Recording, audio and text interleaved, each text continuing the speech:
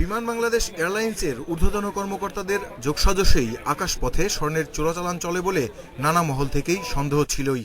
মাঝে মধ্যেই স্বর্ণের ছোট বড় চালান ধরা পড়লেও সিন্ডিকেট সদস্যরা থেকে গেছে ধরাছোঁয়ার বাইরে। অবশেষে গোয়েন্দাদের হাতে ধরা পড়েছেন বিমানের ডেপুটি জেনারেল ম্যানেজার সহ এই কর্মকর্তারা। বিমানের আরও কয়েকজনের নাম এসেছে যারা বিভিন্ন পর্যায়ে কর্মরত আছে।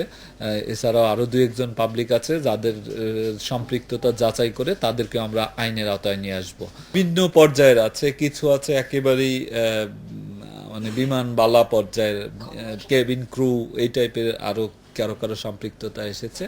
গ্রেপ্তার হওয়া কর্মকর্তারা সিন্ডিকেট গড়ে কিভাবে স্বর্ণের চোরাচালান নির্বিঘ্ন করতেন সংবাদ সম্মেলনে তারও বর্ণনা দিলেন এই কর্মকর্তা। পুরো প্রসেসটার সাথেই যেহেতু ক্যাপ্টেন এবং ডিজিএম আসলে কে ওই ফ্লাইটে থাকবে, কে নিয়ন্ত্রণ করবে, এই পুরো বিষয়টা তারাই আসলে নিয়ন্ত্রণ করে।